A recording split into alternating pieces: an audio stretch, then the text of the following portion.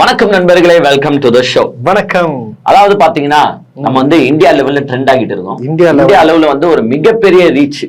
அதுவும் வந்து பாத்தீங்கன்னா ஃபர்ஸ்ட்லாம் வந்து ஒரு சம்பவம் நடக்கும். சரி. சவுத் இந்தியால இருக்கிறவங்க தான் வந்து பாத்தீங்கன்னா நார்த் இந்தியாவை பார்த்து காரி துப்பின்னு இருப்பாங்க. ஆமா. ஐயோ நயா வடக்கன் இப்படி பண்றீங்க, ஒரு இது இல்ல எச்சத்தும் துப்புறாங்க தெரியல அப்படின்ட்டு நம்ம தான் வந்து பாத்தீங்கன்னா வடக்கன்ஸை பார்த்து காரி துப்புவோம், கேவலமா பேசியிருந்தோம். ஆனா இப்போ வந்து பாத்தீங்கன்னா நிலைமை அப்படியே தலைகீழ மாறி வடக்கன்ஸ் நம்மள பார்த்து காரி துப்பின்னு இருக்கான். அந்த ஒரு இடத்திற்கு வந்து நம்மள வந்து தூக்கிட்டு போனது யாருன்னு பாத்தீங்கன்னா இந்த தாவேகா அணில் கூட்டங்கள். அப்படி என்ன சம்பவத்தை வச்சு வடக்கன்ஸ் காரி துப்பிட்டு இருக்கானுங்க அப்படின்றத டீடைல்டா பார்ப்போம் நிகழ்ச்சிக்குள்ள. அது மட்டும் இல்லாம வடக்கன்ஸ் ஒரு சைடு இவங்களை காரி துப்புனாலும் இந்த சைடு எங்க அண்ணன் சைமன் தாத்தா இனிமே இங்க பாரு யார் வந்தாலும் என்ன தடுக்க முடியாது, நான் விஜய காலி பண்ண போறேன் அப்படின்ட்டு ஒருமையிலயா பேட் வேர்ட்ஸ்லாம் மாறுவாங்க. ஒருமையில அச்சு தள்ளி இருக்காரு சீமான். இப்போ கோவையில நடந்த கூட்டத்துல இது திருப்பியும் ஜஸ்ட் ட்ரெய்லர் தான், மெயின் பிக்சர்லாம் நிறைய வரப்போகுது. எனக்கு உண்மை சாட்டிஸ்பேக்ஷன் இல்லங்க. அப்படி என்னென்ன சம்பவங்கள் நடந்திருக்கு அப்படின்றத டீடைல்டா நிகழ்ச்சிக்குள்ள பார்ப்போம். நிகழ்ச்சிக்குள்ள போறதுக்கு முன்னாடி சூப்பர் தேங்க்ஸ் செய்து நமக்கு உதவும் அன்பு உள்ளங்களுக்கு எங்களுடைய நன்றியை தெரிவிச்சுக்கிறோம். நேத்து நமக்காக உதவிய அன்பு சகோதரர் சரத், விஜயகுமார், மோகன், இந்த 3 பேருக்கு எங்களுடைய நன்றியை தெரிவிச்சுக்கிட்டு, அவங்களுக்கு மட்டும் இல்லைங்க, அனைத்து வியூவர்ஸ், அனைத்து சப்ஸ்கிரைபர்ஸ், அனைத்து கமெண்டர்ஸ், அனைத்து ஷேர் செய்பவர்கள் எல்லாருக்கும் நன்றியை தெரிவிச்சுக்கிட்டு அப்படியே போற போக்குல வீடியோ பாத்தீங்கன்னா இந்த சப்ஸ்கிரைப் பட்டன் அமுக்கி விட்டீங்கன்னா இன்னும் கொஞ்சம் ரொம்ப சந்தோஷமா இருக்கும் அப்படின்னு தெரிவிச்சுக்கிட்டு வாங்க நம்மள போய் வடக்கன்ஸ் எப்படிலாம் துப்புறானுங்கன்னு பார்ப்போம்.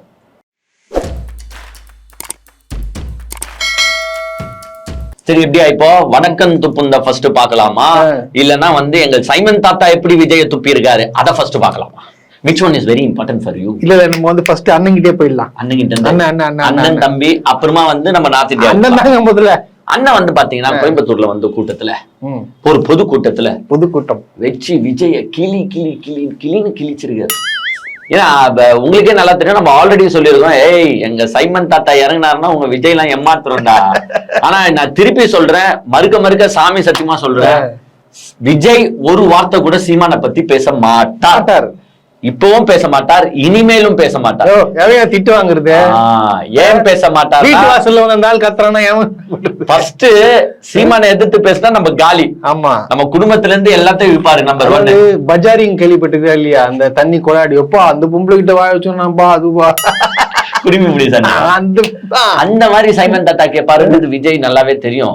இன்னொன்னு என்னன்னா, என்னதான் கேள்வி கேட்டாலும் பரவாயில்ல, பதில் சொல்றதுக்கு விஜய்க்கு தெரியணும்ல, தெரியாது. சோ அந்த பதில் நம்ம கிட்ட இல்லைன்றதும் விஜய்க்கு நல்லா தெரியும். அதனால விஜய் அவரை பத்தி பேச முடியாது.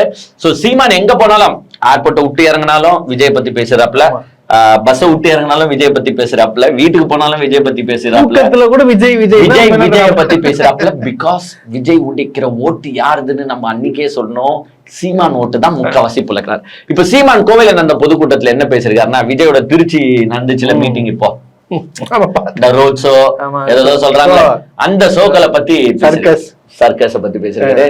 நான் என்னுடைய உச்சத்தை விட்டு நான் அவ்வளவு வருமானத்தை விட்டு வானுவ வீட்டு வாசல எவன்டா நின்னா? உன் வாட்ச்மேன் கூட நிக்கலையடா, ஏன்டா இந்த மாதிரி போய் கலையிற? நான் உச்ச நடிகர்ன்றதை விட்டு உங்களுக்காக வந்திருக்கிறேன். யாரையா உன்னை கூப்பிட்டா? யாரு கூப்பிட்டா? உன்னை எவையா உன்னை கூப்பிட்டுதே? நீ வான்ட்டு எவனா கொடை பிச்சு கூப்பிட்டானா? எதுக்கு உன் செக்யூரிட்டி கூட உன்னை கூட மாட்டான். நீ வந்து நின்னுட்டு கதை பேசினிருக்கியா என்கிட்ட? அப்படின்னு நான் கேட்கல, அவர் கேட்க, அண்ணன் கேட்கிறாரு, அண்ணன் சைமன் தாத்தா கேட்கிறாரு. அதே மாதிரி ஒண்ணு சொல்லிக்கிறேங்க, பேப்பரை வச்சு படிக்கிறது தற்குறி விஜய்ங்க. அவரே சொல்லிட்டாரா? தற்குறி விஜய்ங்க. ஐயா ஸ்டாலின் ஆச்சு துண்டு சீட்ல தான் படிப்பாரு. ஐயா ஸ்டாலின் ஆச்சு துண்டு சீட்ல தான் படிப்பாரு. ஆனா எங்க ஐயா எடப்பாடியும் விஜயும் A4 சீட். ஆனா ஐயா ஸ்டாலின் கூட இந்த மாதிரி சின்ன சீட்டா. என் தம்பியும் ஐயா எடப்பாடியும் முழு சீட்டா. ஏன்னா பெருசா தானே இருக்கு. விஜய் பார்த்தல, ஆமா விஜய் பார்த்தல திருச்சியில பேப்பரா வச்சுன்னு வந்தாரு. நிறைய இல்ல பிட்டு, அதாவது எந்த எதுல எது எடுக்குதுன்னு தெரியலங்க. ஐயோ திருச்சி மாவட்டத்துல வந்துட்டு பெரம்பூர் பேப்பர் உள்ள வந்து அரியலூர்ல எடுத்துட்டாப்புல டக்குன்னு. ஒரு காமெடி நான் பாத்திருக்கேன். எக்ஸாம் சென்டர்ல வந்து 2-3 கிளாஸ் மிக்சிங்ல இருந்தா பேப்பர் கொடுக்கறது கஷ்டமா இருக்கும் தெரியும்ல. இவனுக்கு கொடுக்குற கொஸ்டின் பேப்பர் அவனுக்கு போயிடுச்சு, நான் ஒருத்தவன் அதை பார்த்துட்டு எழுதினே இருந்தானா. அப்புறமா வந்துட்டு நீ வேற ஒரு கொஸ்டின் பேப்பருக்கு எழுதினே, ஓ அப்படியா, அதுதான்பா அது மாதிரிதான் பண்ணாப்புல. அந்த மாதிரிதான் எங்க அண்ணன் பார்த்தா திருச்சியில பெரம்பூர் பேப்பரும் பெரம்பூர்ல அரியலூர் பேப்பரும் வந்தா ஃபர்ஸ்ட் அறிவு இல்லையாப்பா. அட்லீஸ்ட் வந்து இந்த பாக்கெட்ல திருச்சி பேப்பர், இந்த பாக்கெட்ல அரியலூர் பேப்பர், இந்த பாக்கெட் பிட் அடிக்கிறதுக்கு இந்த மூக்க சொந்தா திருச்சி பத்தி பேசு. இல்லப்பா இது பாக்கெட்ல கரெக்டா தெரியும், நீங்க கரெக்டா தெரியும், இப்ப தெரியும் டைமிங். சோ வந்து வச்சு என்ன பண்ணிருக்காருன்னா, என்ன A4 ஷீட்ல வச்சு பச்சுன்னு இருக்க. அதே மாதிரி ஒன்னே ஒன்னு சொல்லிக்கிறேன், தம்பி விஜயெல்லாம் மழை வந்தா பேச முடியாது, ஏன்னு கேளு பேப்பர் நஞ்சிரும்ல. அவரே மேல வர அப்புறம் இதுல இருந்தே பேசுவாரு, அவரு வரமாட்டாரு வெளியே. பேப்பர் ஆமா உள்ள உட்காந்து லைட், ஆமா லைட் பேப்பர் நஞ்சு போயிடுமையா. அப்புறமா எப்படி பேசுவாரு என் தம்பி விஜய்னு வச்சு. இவங்க எல்லாம் மழையில பேச முடியாது, காகிதம் நனைஞ்சிரும். அது கிளி கிளி கிளி கிளி கிளின்னு நேத்து ஆனா சகஜமா வச்சு செஞ்சாரு. எங்க போனாலும் தற்கொலை கூட்டங்களா இருக்கிறீங்க, ரோட் ஷோ பண்றீங்க, இது பண்றீங்கன்னா அட்டகாசம் பண்ணிருக்கீங்க, அப்படி இப்படின்னு வச்சு செஞ்சிருக்காரு. அதுல இன்னொரு சம்பவம் என்னன்னு பார்த்தோன்னா, அங்க வந்து மைக் ஆஃப் ஆயிடுச்சு பத்தி திருச்சியில. நீங்க எல்லாம் பாத்துருப்பீங்க மைக் ஆஃப் வந்து. அது மைக் ஆஃப் ஆச்சா இல்ல விஜய் வந்து பேசுறத மறந்து போனனால மைக் ஆஃப் பண்ண மாதிரி ஆக்டிங் கொடுத்தாரா அப்படின்னு ஒரு வீடியோ வந்து ட்ரெண்டிங் ஆயிடுது. அந்த வீடியோ கொஞ்சம் பாத்துருங்களேன். மதச்சார்பின்மைக்கும் மத நல்லிணக்கத்திற்கும் பெயர் பெற்ற இடம், கொள்கை உள்ள மண் இது. அது மட்டும் இல்ல, இன்னைக்கு உங்க எல்லாரையும் பார்க்கும் போது மனசுக்குள்ள ஒரு பரவசம், ஒரு emotional. Hello hello hello hello hello, இந்த பாத்தீங்களா மைக்கு வந்து நல்லா தாங்க வேலை செஞ்சுட்டு இருக்கு. அண்ணன் வந்து பேசுறத மறந்துட்டாரு, பேப்பர் வந்து தேடுறாரு போல, எங்க என்னடா இது பேப்பர் சிக்கமாத்து அப்படின்ட்டு உடனே பாடிகார்டு மைக் வேலை செய்யல இப்படி வேலை செய்தாங்க. அவன் பேசும்போது மைக் வேலை செய்யுது. அவன் அந்த மைக்கை செக் பண்ணி இருக்கிற டைம் கேப்ல அண்ணன் என்ன தெரியுமா பண்றாரு, பேப்பர் எடுத்து எந்த பேப்பர் திருச்சியா பெரம்பூர், திருச்சி பெரம்பூர் எனக்கு அன்னைக்கே டவுட் இருக்குது. இது ஸ்கூல் பசங்க பண்றதுதான். அப்படியே திடீர்னு எழுதுறத மறந்துட்டா டீச்சர் கூப்பிடுறாங்கன்ட்டு காப்பி அடிப்பாங்க. அந்த மாதிரி மைக்க குத்துட்டு பிட்டு பேப்பர் வச்சுக்கின்னு எங்க ஒரு ஊருக்கு போறீங்க, உங்களுக்கு 1 வாரம் டைம் இருக்கு, அதை ப்ரிப்பேர் பண்ணிட்டு போனா என்ன. அவன் என்னடா மைக்க குடுக்கறதுக்கு ஸ்டார்டிங் திருச்சியில போன ஸ்டார்டிங் என்னாச்சுன்னா, அந்த பாடிகார்டு மைக் செக் பண்ணிட்டு மைக் கொடுப்பான், இவர் மைக்க கையில வாங்கிட்டு பேப்பரை தேடுறாரு, எந்த பேப்பரை எடுத்து உருட்டுறாரு. 4-5 குடுக்காதீங்க, ஒரு பாவையா ஒண்ணு குடுத்துட்டு ஒரு ஸ்டார்டிங்கே இப்படியான ஒரு ஃப்ளோல போயிட்டு நடுவுல நீங்க பாயிண்ட்ஸ் பார்க்கலாம். நான் தப்பு சொல்ல, பேப்பரை பார்த்து தப்புன்னு நான் சொல்ல மாட்டேன், நடுவுல பார்க்கலாம். மொத்தத்தையும் வரலாறு எழுதி வச்சுக்கிட்டு பேப்பர்ல பச்சா அப்புறமா நீங்க எதுக்கு எதுனா ரோபோ போட்டு பேச விட்டுலாம். நினைக்கிறேன் திருச்சினா மலைக்கோட்டை, திருச்சியில ரோடு ஃபேமஸ், திருச்சியில வந்து பஸ் ஃபேமஸ், திருச்சியில வந்து வீடு ஃபேமஸ், திருச்சியில மத நல்லிணக்கத்தோட இருப்பாங்க. எல்லாருமே ஆல்ரெடி அதெல்லாம் ஃபேமஸ் பண்ணி சொல்ல வந்து சொல்லு. இப்போ அத்தாய பேப்பர்ல தேடினா கிடைக்கல. என்னங்க இது, ஒரு பேப்பரை பார்த்து எல்லாத்தையும் படிக்கணும்னு நினைச்சிட்டு வரக்கூடாது விஜய் சார். கொஞ்சமாச்சு நம்ம மனப்பாடம் பண்ணிட்டு வந்துட்டு அப்பப்போ பேப்பரை பார்க்கலாம், மொத்தமா பேப்பரை பார்த்து படிக்கூடாது. மூளை மங்கிச்சு. அததான் வந்து எங்க அண்ணன் சீமான் வந்து கலாச்சி விட்டு இருக்காரு. A4 ஷீட் விஜயால மழையில பிரச்சாரம் செய்ய முடியாது, A4 ஷீட் நஞ்சு போனா நார்மல்ல பிரச்சாரம் பண்ணுவார, சாதாரணமா இருக்கும் கிளிப்பாரு. அப்புறம் என்ன மழை இயக்கிறதுக்கே ஒரு இயக்குனர் வேணும்யா, இயக்குனர் கொண்டு வாங்கன்றேன், அங்க இயக்குனர் வைங்க. அந்த இயக்குனர் தான் பாடி காட்சி பக்கத்துல. ஆமா எனக்கு ஒரு சந்தேகம், நிகழ்ச்சி ஃபுல்லாவே குஸ்ஸியா இருந்தா நான் எங்குமே பாக்கல. அதுதான்ப்பா எனக்கு ஒண்ணும் புரியலப்பா, எங்க ஒரு மாதிரி அப்செட்டா இருக்குப்பா அவர் பார்க்காம. அந்த 80,000 வார்த்தையை கேட்காம எங்களுக்கு எல்லாம் வந்து மரத்துல அவரு கரெக்டா ஆர்கனைஸ் பண்ண இவ்வளவு பிரச்சனை வந்திருக்கு. அங்க ஏறாது இங்க ஏறாது சொல்லிருப்பாப்புல. அதே மாதிரிங்க திருப்பி நம்ம கூட்டத்துக்குள்ளேயே போறோம், கூட்டம் திருப்பி சொல்றாங்க. இத எல்லாமே இவங்க பிளான் போட்டு பண்ணதுதான். இவங்களுக்கு பர்மிஷன் கொடுத்துருக்கிறது பேசுறதுக்கு, எங்க அந்த மரக்கடை வீதியில பேசுறது. ஆமா. சோ நார்மலா வந்து எல்லாருக்கும் ஒரு பாயிண்ட் கொடுத்தாங்கன்னா எப்படி தெரியுமா, எல்லாருமே பிரச்சார வேன்ல வரமாட்டாங்க. பிரச்சார வேன் போய் அங்க நின்றோம், எல்லாம் அவங்க கார்ல வந்துட்டு போயிட்டு பிரச்சார வேன். எந்த கார்ல விஜய் வராருன்னு யாருக்குமே தெரியாது, யாரோ ரோட்ல கிரௌட் ஆகி இருக்க மாட்டாங்க, சொல்ல வேண்டிய அவசியம் இல்ல. ஏன் சொன்ன? பட் நீங்க என்ன பண்ணீங்க, பிரச்சார வேனை தூக்கிட்டு போயிட்டு ஏர்போர்ட்ல விட்டுட்டு ஏர்போர்ட்ல இருந்து நீங்க பிரச்சார வேன்ல ஏறுறத எல்லாருமே டிவிலையும் பார்த்தாச்சு. அப்போ ரோட்ல இருக்கிறவங்க வந்து பொங்கி எழுவானா எழமாட்டானா, விஜய் வராரா பஸ்ல வராரா பஸ் வருதா நின்னு பாக்கதான் செய்யும். சோ எல்லாமே திட்டமிட்டு பிளான் பண்ணி தான் இவங்க ஒர்க் அவுட் பண்ணுது. ஏன்னா நம்மளுக்கு பேச தெரியாது, நம்ம பேச்ச பார்த்து யாரும் மயங்க போறதும் கிடையாது, மூஞ்ச பார்த்தா போதும். அதுக்காகவே திட்டமிட்டு பண்ணிருக்கிறது. ஏன் இன்னொன்னு கேக்குறேன், விக்ரவாண்டியில மாநாடு நடந்துச்சு, மதுரையில மாநாடு நடந்துச்சு, எங்கன்னா ரோடு பிளாக்கேஜ் ஆச்சா? இல்ல. விஜய் எப்படி வந்தாருன்னு யாருக்கும் தெரியாது, ஆனா முன்னாடி நாளே இருக்காப்புல. ஆமா, விஜய் யாருக்கு வந்தாருனோ எப்படியும் தெரியாது, எப்படி மாநாடு முடிஞ்சு வெளியில போனாருனோ யாருக்கும் தெரியாது. அது மட்டும் எப்படி பண்ணீங்க? எந்த கார்ல போனாருனோ யாருக்கு தெரியாது. அதுதான், அது மட்டும் எப்படி பண்ணீங்க? அப்ப அது ஒண்டி எப்படி நடந்துச்சு? ஏன்னா அங்க மாநாட்டுல போய் எப்படியோ 1 hour பேச போறோம், சோ நம்ம தெரியாம கொள்ளாம போயிடலாம். இங்க நம்ம பேச முடியாது, ஏன்னா இது வந்து அந்தந்த ஊர் நிலவரத்தை பத்தி பேசணும், அந்தந்த ஊர்ல என்ன இருக்குதுன்னு நம்மளுக்கு தெரியாது.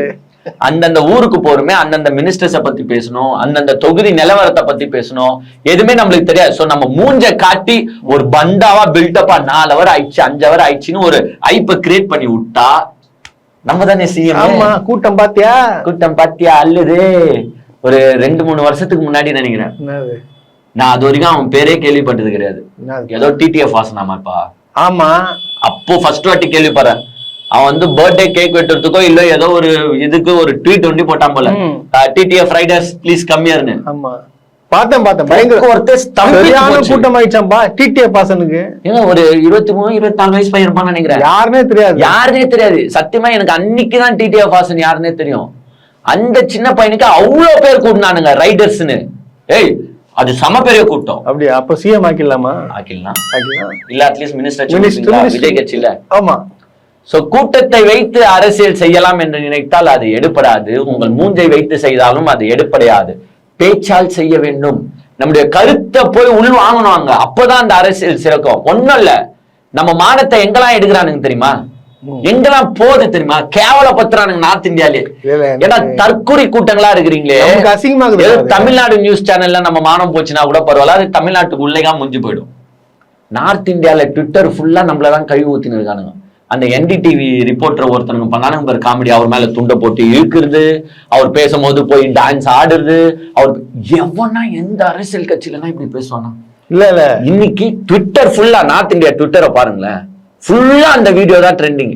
இப்படி ஒரு மானங்கெட்ட கட்சியா தான் இந்த தாவேக்காரு. அது கேட்டா பதில் சொல்றானுங்க அவங்க கட்சிக்காரனுங்க வீடியோ போட்டு. ஏங்க, அவன் கட்சி விஜய் மேல ஒரு பாசத்துல இருக்கிறாங்க, அவன் எவ்வளவு பாதிக்கப்பட்டிருப்பான் இந்த கட்சி ஆட்சியால. அதனால விஜய் மேல பாசம் அவர் வர வைக்கணும், அது அவனுக்கு புரியலையா. அதுக்குதான் சொல்லுறது இந்த ஸ்கூல் பதிலாங்க. ஸ்கூல் பசங்க லீவ் விடுற டைம்ல வச்சது இதுதான் காரணம். ஃபுல் ஸ்கூல் கிட்ஸ் வருவான், அவன் முக்காவாசி யார் வந்தது ஸ்கூல் கிட்ஸ் தான். இப்போ ஸ்கூல் கிட்ஸோ பேட்டி எடுத்து போட்டுன்னு இருக்காங்க. இப்ப நம்ம அவ்வளவு வந்து கலாய்க்கிறோமே, இப்ப அவன் இந்த வீடியோ எடுத்து போட மாட்டான். அதுதான் நம்ம வந்து நார்த் இந்தியனை பார்த்து துப்புருமே. ஏன்டா அறிவில்ல, நீங்களாம் படிக்கல, இப்படி பண்ணின்னு இருக்கீங்க, இப்படி கான்ட்ராக்ட் போட்டு துப்பினுக்கிறீங்க, நம்ம கேள்வி கேட்டோம்ல. இப்ப அவன் என்ன பண்றான், நம்மளுக்கு எடுத்து போறான். ஏன்டா அறிவில்ல, இப்படி சார உடைக்கிறீங்க, ஒரு ரிப்போர்ட்டர் கிட்ட எப்படி டீல் பண்ணணும்னு தெரியல, மரத்துல போய் தொங்கின்னு இருக்கிறீங்க, நீங்களாம் வந்து தமிழ்நாட்டுல இருக்கவே கூடாதுடா, அது தமிழ்நாடுடா, படித்த மாநிலம்டா, நீங்களாம் எங்கன்றா வந்தீங்க தற்கொலைன்னு போட்டு அமங்கலாச்சுங்கிறான். நம்மள பாரு என்ன சொல்லுவானுங்க போட்டு. எங்க கூட்டம், இப்ப இந்த கூட்டத்துக்கு நான் ஒரு சின்ன எக்ஸாம்பிள் சொல்றேன், உங்க எல்லாருக்குமே தெரியும் சிரஞ்சீவி, ஆந்திராவோட மெகா ஸ்டார். அவருக்கு இல்லாத ஃபேன் பேஸே கிடையாது ஆந்திரால. 2008 அவருக்கு பாவம் யாரோ போயிட்டு చిరంజీవి గారు நீங்க எலெக்ஷன்ல நில்லுங்க, சீஃப் மினிஸ்டர் గారు, ஃபுல் பவர் గారు, அமௌண்ட் గారు, அப்படி இப்படின்னு ஏதோ உசுப்பேத்தி விட்டானா என்னன்னு தெரியல. அவருக்கும் சரி ஆசை வந்துருச்சு. 2008 கட்சி ஸ்டார்ட் பண்ணாருன்னு நினைக்கிறேன். 8 மாசத்துல எலெக்ஷன் வந்துச்சு 2009.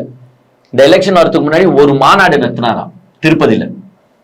ஒரே மாநாடு, திருப்பதியே குலுங்கிடுச்சான். இல்ல நான் பார்த்தேன், இடமே தெரியல, வெறும் தலைகள் தான். இப்ப இவங்க விக்கிற வண்டிலையும் மதுரையிலயும் கூட்டுங்களா 1.5-2 லட்சம் பேரு. அங்க வந்து சிரஞ்சீவிக்கு கிட்டத்தட்ட 10-12 லட்சம் பேர் வந்தானா. இது 12 லட்சம் பேர். 12 லட்சம் பேர். அப்ப அந்த கெப்பாசிட்டி, அந்த ரோடு எல்லாம் எப்படி பிளாக்கேஜ் ஆயிருக்கும், அங்க அந்த கிரவுண்ட் எப்படி ஃபில் ஆகி இருக்கும், நவுறதுக்கு கூட இடம் இல்லாம 10 லட்சம் பேரை. எது விஜய் 5 மாநாடு போட்டாதான் இந்த கூட்டம் வரும். 10 லட்சம் பேரை வச்சு நடத்தினாரு சிரஞ்சீவி. அப்ப வந்து ஆந்திரால என்ன தெரியுமா சொன்னானுங்க, போச்சா அவ்வளவுதான், எல்லாம் காலியா, பிஜேபி ஆது, காங்கிரஸ் ஆது, வைஎஸ்ஆர் ஆது, டிடிபி ஆது, எல்லாம் ஸ்டோரி அவுட், எங்க சிரஞ்சீவி காரு அச்சு தூக்குறாரா அப்படின்னா ஃபுல்லா பேசினானுங்க எல்லாருமே. வீடியோ எல்லாம் போட்டாங்க. 2009 எலெக்ஷன் வந்துச்சு.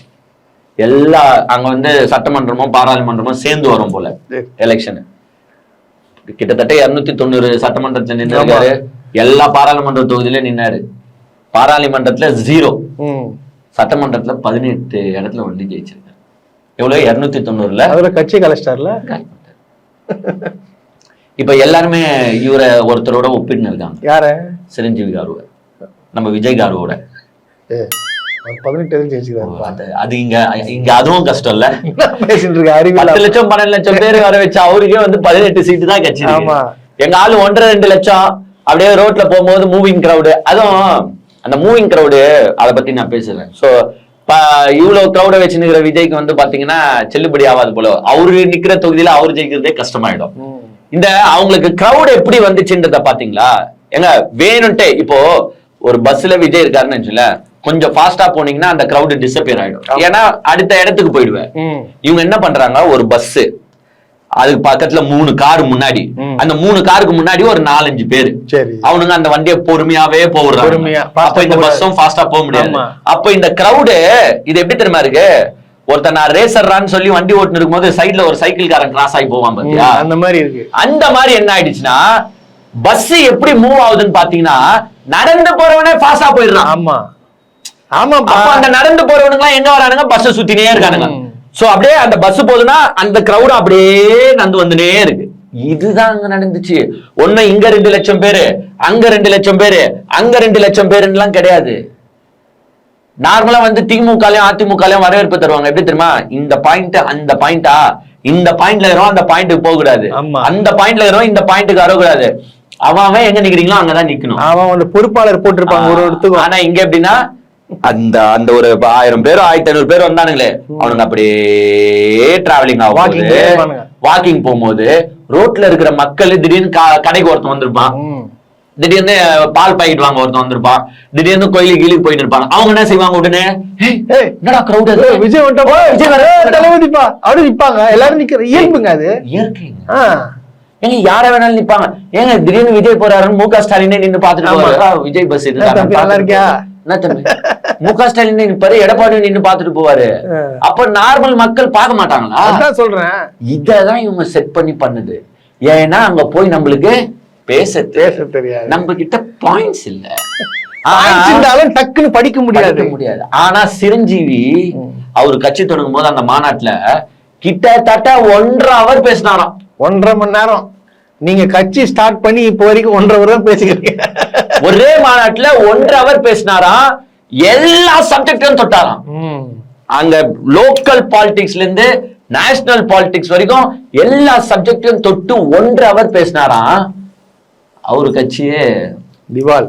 லாஸ்ட்ல வந்து காங்கிரஸ்ல நினைச்சிட்டு, தயவுசெய்து மக்களே நான் என் வேலையை பாத்துக்கிறேன், வீட்டுல இருந்துக்கிறேன். அப்ப இவருக்கு எதில என்ன ஆகுறது, எங்க போறது, கொள்கை இல்லாம இப்ப அங்க கொள்கையோட அவர் வந்து நவ கட்சி பேர் போகுது, பிரஜா ராஜ்யமா என்னமோ, அங்கதான் கட்சியை ஓபன் பண்ணாரு, மாநாட்டுலதான் அறிவிச்சாரு, கொடி கிடி எல்லாம் அறிவிச்சாரு, அதெல்லாம் அவரே எக்ஸ்பிளைன் பண்ணாரு.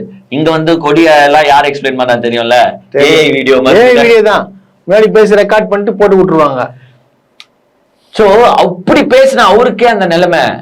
இங்க இப்படி பேசுறேன் இவருக்கு என்ன, அத உடுப்பா. முக்கியமான பாயிண்ட், அது கேரவன்ல வந்து விஜய் ஸ்டார்ட் பண்ணார்ல, அன்னைக்கு ஈவினிங்கே வந்து ஒருத்தங்க முக்கியமான நபர் வந்து ட்வீட் போடுறாங்க. கேரவன்ல உட்காந்து முக்கியமான நபர்னும் போது எனக்கு சந்தேகம் வருது, அவங்களாதான் இருப்பாங்களோ, அவங்களா இருப்பாங்களோ, அவங்கதான் அவங்களா இவங்களா, அவங்க சரி, கேரவன்ல உட்காந்துட்டு இருக்காங்க. சொல்லியா த்ரிஷான்னு சொல்லியா, த்ரிஷா வந்து போட்டாங்க, உடனே யாரும் ரிப்ளை பண்ணலங்க. டிவிகே காரன் ரிப்ளை பண்றான், அண்ணி என்ன அண்ணி இந்த மாதிரி திடீர்னு போட்டோ போட்டீங்க, ஏமா சத்து கொஞ்சம் அமைதியா இருமா, நீ வேற கேரவன் போட்டோ போடுவ, இங்க இருக்கிறவங்க விஜய் கேரவன் நினைச்சு என்னடா இது இப்போ என்ன நடக்குதுங்க? எனக்கு எதுக்கு கேரவன் போட்டோ அப்ப போடணும்? ஒரு வேளை கேரவன் ஏன் போடணும்? அப்போ கேரவன்ல இருந்தாங்களா? இருக்கலாம், இருந்திருக்க மாட்டாங்க. அந்த அப்புறம் ஏன் கேரவன் போட்டோ அன்னைக்கு போட வேண்டிய அவசியம் என்ன? எனக்கும் தெரியல. கேரவன் இமேஜா நீங்க அதுக்கு வந்து எதுக்கு இவங்க எது கமெண்ட் போட்டானுங்க? இவங்க எது கமெண்ட் போட்டானுங்க? விஜய் இருமா, எலெக்ஷன் முடிற வரைக்கும் அமைதியா இருமா அப்படி இப்படின்னு கமெண்ட் போட்டுறாங்க. அண்ணின்றாங்கப்பா, அண்ணி. என்னங்க இது? என்ன நடக்குது? தாவைக்கால மர்மமாவே இருக்கு, மர்மமாவே போயின்னு இருக்கு. எப்படியோ கேன்வாசிங்க முடிச்சிட்டாங்க. முடிஞ்ச உடனே பார்த்தோன்னா சீமானும் ஒரு சைடு தட்டினே இருக்காரு. சீமான் ஆட்டம் ஸ்டார்ட் ஆனுங்க. இனிமேட்டு அவ்வளவுதான், கையில பிடிக்க முடியாது. இவனுக்கு சொல்லுவானுங்க, திமுக தான் சீமானை இயக்குது, திமுக தான் சீமானை பேச சொல்லுது, அப்படி இப்படின்னு பேசுவானுங்க. திமுக எல்லாம் ஒன்னும் சீமானை இயக்கல, அந்த அளவுக்கு சீமானும் ஒர்த் இல்ல. ஏன் சீமான் பேசுறாருன்னா பின்ன உடையது அவரு ஓட்டு இல்ல. ஆமா, பின்ன போட்டி. அவர் கட்சி மீட்டிங்க்கு 5000-10,000 பேர் வந்து இருந்தான். இப்ப அது 1000-2000 ஆகும் போது அவருக்கு வலிக்குது இல்ல, கொடாயுது இல்ல, அப்ப குத்ததான் செய்வாரு, பேசதான் செய்வாரு. சோ பேசிருக்காரு. சோ இனிமேட்டு விஜய் சாருக்கு நான் ஒண்ணே சொல்லிக்கிறேன், போட்டி டிவிகேக்கோ டிஎம்கேக்கோ இல்ல, டிவிகேக்கோ என்டிகேக்கோ. ஆமா, டிகேகே வர்சஸ் நாம் தமிழர் கட்சி, அப்படிதான் போட்டி போகுது. வேணா நீங்க சொல்லுங்க, உங்களால பேச முடியலையா? நாங்க உங்களுக்கு பதிலா சீமான் வேணா பேசுறோம். ஆமா, என்ன சொல்றீங்க? அத வேணா சொல்லுங்க, அது வேணா சொல்லுங்க என்கிட்ட. இப்போ நெக்ஸ்ட் மீட்டிங் எங்கயா? நெக்ஸ்ட் நாகப்பட்டினத்துல எப்படியோ 2 இடம் தானா? மயிலாடுதுறைன்னு சொல்லியிருந்தாங்களே, நாகப்பட்டினம் திருவாரூர் மட்டும் தானா? இதுக்கு மயிலாடுதுறை கேன்சல் பண்ணிட்டாங்க. நாகப்பட்டினம் திருவாரூர், ஏன்னா திருப்பியும் ரோட் ஷோ பண்ணலாம்னு நினைக்காதீங்க. ஆமா, இந்த ரோட் ஷோ கண்டுபிடிச்சிருவாங்க, மாட்டிப்பீங்க. எப்பவுமே என்ன செய்றீங்க மிஸ்டர் விஜய்? பேசுங்க, பேசி மக்களை கவர் பண்ணுங்க, நாங்க அப்ரிஷியேட் பண்ணுவோம். பாயிண்ட்ஸ் பேசுங்க. இப்ப இங்க இருந்து கார்ல போயிட்டு கேரவன் எங்க இருக்கணும், உங்க வேன் எங்க இருக்கணும்னா ஸ்பாட்ல இருக்கணும். ஆமா, ஆல்ரெடி அது ஸ்பாட்டுக்கு போயிடணும். நீங்க அந்த கேரவன்ல தான் ஸ்பாட்டுக்கு போகணும்னு அவசியம் கிடையாது. நீங்க என்ன செய்யணும், மக்களுக்கு டிஸ்டர்பன்ஸ் இல்லாம ஒரு கார்ல ஏறினீங்கன்னா அழகா எடுத்துன்னு போய் அங்க விட்டுரு போறேன். ஏன்னா மக்களுக்கு எந்த கார்ல வர போறீங்க தெரிய போது இல்ல. இன்னொன்னு நான் சொல்லிக்கிறேன், நீங்க வந்து அந்த ரோட்ல வரும்போது அவ்வளவு கிரௌடு வருது, அவ்வளவு என்ஜாய் பண்றாங்கன்னு நீங்க சந்தோஷப்படுவீங்க. பட் அங்க இருந்தவன் என்ஜாய் பண்ணுவான், சும்மா டிராபிக்ல ஜாம்ல மாட்டினவன் நிலைமையெல்லாம் கொஞ்சம் நினைச்சு பாரு. எமர்ஜென்சிக்கு போறவன், வேலைக்கு போனவன், எமர்ஜென்சியா கூட முடியா கடைக்கு வந்திருப்பான், இவனுங்க பிரச்சனையால நின்று இருப்பான், அவன்லாம் செம்ம டென்ஷனா இருப்பான். அந்த ஓட்டுலாம் உங்களுக்கு பறி போகுது, அத மறந்துடுறாங்க இவங்க. ஆமா, இப்போ நாகப்பட்டினம் முடிஞ்சிட்டு இப்ப சென்னைக்கு வராங்க போலியே. நேற்று சென்னை மாவட்ட செயலாளர்ஸ் எல்லாம் வந்து போயிட்டு போலீஸ் பெர்மிஷன் கேட்டுட்டு மனு கொடுத்துட்டு, சார் எந்த இடத்துல பண்ண போறீங்கன்னு தான் கேள்வி கேட்டாங்க. பத்திரிகையாளர் ஒரே கேள்வி, அதுக்கு என்ன சொல்ல சார்? எந்த இடம்? யாரும் சொல்லாத பதிலுங்க. நான் என்ன சொல்லுவேன், சார் இந்த இடம் மவுண்ட் ரோட்ல கேட்டிருக்கேன், கத்திப்பாரா பிளைஓவர் மேல கேட்டிருக்கேன், இந்த 2 இடம் குத்தீங்க, நீ தானே எழுதி குத்த என் பெர்மிஷன் லெட்டர்ல இந்த டேட் இந்த பிளேஸ் நாங்கெல்லாம் சஜஸ்ட் 5 இடம், இந்த இடத்துல காவல்துறை எந்த இடத்தை தரீங்களோ அப்புறமே எங்க தலைமையோட டிஸ்கஸ் பண்ணிட்டு நாங்க சொல்றோம். இதுதானே சொல்ல போறேன். இடமா அது தலைமை சொல்றோங்க. அப்புறம் லெட்டர்ல எழுதி என்னங்க குத்தீங்கன்னு கேக்குறாரு பத்திரிகையாளரு, அது தலைமை சொல்றேங்க. அது இடம் தலைமை சொல்றேன்னு நீயா என்ன சொல்ல, தலைமையா வர வேண்டிய நீயா வந்தீங்க. அப்பா எது தலைமையா? தலைமைன்னு யாருங்க எனக்கு தெரியலங்க. ஒரே விஜய் வந்து புஷியானதே காணாம கஷ்டமா இருக்கு சார். நாங்க வந்து அவரோட பற்றாளர், அவரோட ஃபேன் ஃபாலோவர். நீங்க எங்க அந்த கூட்டத்துக்கு ஒரு பூஸ்ட் கொடுக்கறது புஷியானன் தான். ஒருவேளை அவர் ஃபேஸ் எங்க தமிழ்நாடு ஃபுல்லா ரீச் ஆயிட போகுதுன்னு விஜய் பயந்துட்டாரோ? அதுதான் நினைக்கிறேன். டேய் நீ என்னோட நல்லா வேற பேசுற மைக்ல 80,000 கிரௌட நீ ரீச் பண்ணிடுற, என்னால அப்படி ரீச் பண்ண முடியல, நீ கொஞ்சம் ஓரமாவே நில்லு. பர்மிஷன் வாங்குறது வரலையே சென்னைக்கு, ஒரே டவுட்டா இருக்கு. சென்னையில எந்த இடத்துல பண்ணுவாங்கன்ட்டு நீங்க வந்து கொஞ்சம் கமெண்ட்ஸ் போடுங்க மக்களே. எந்த இடத்துல பண்ணா நல்லா இருக்கும், நல்லா இருக்கும், நல்லா டிராபிக் மிகுந்த ரோடா பாருங்க. இவங்க பெர்மிஷன் எல்லாம் அங்கதான் கேட்பாங்க. மவுண்ட் எல்ஐசில வச்சிடலாம பேசாம, எல்ஐசி ரோட்ல அப்பதானே 10 இடமும் ஸ்தம்பிக்கும். ஒண்ணு எல்ஐசி இல்லன்னா கத்திப்பரா பிளைஓவர் குத்துடலாம். அதுதான் மிடில். ஆமா மிடில் கரெக்டா இருக்கும். கத்திப்பரா பிளைஓவர் குத்துட்டீங்கன்னா அந்த சைடு வடபள்ளி கோயம்பேடு சைடு போக முடியாது, இந்த சைடு ஏர்போர்ட் சைடு போக முடியாது, இந்த சைடு போரூர் சைடு போக முடியாது, இந்த சைடு கிண்டி சைடும் போக முடியாது, எது மவுண்ட் ரோட இணைக்கிற சாலைக்கும் போக முடியாது. சோ அந்த இடத்த கேளுங்க, கண்டிப்பா கவர்மெண்ட் தராது. உடனே என்ன சொல்லிடுறீங்க? திமுக தான் காரணம், பயந்துங்க. பயந்துருச்சு. நாங்க எங்க கத்திப்பரா பிளைஓவர்ல வந்து பேசிட்டா இவங்க எல்லாம் அலைஞ்சிருவாங்க அப்படின்றத சொல்லுங்க.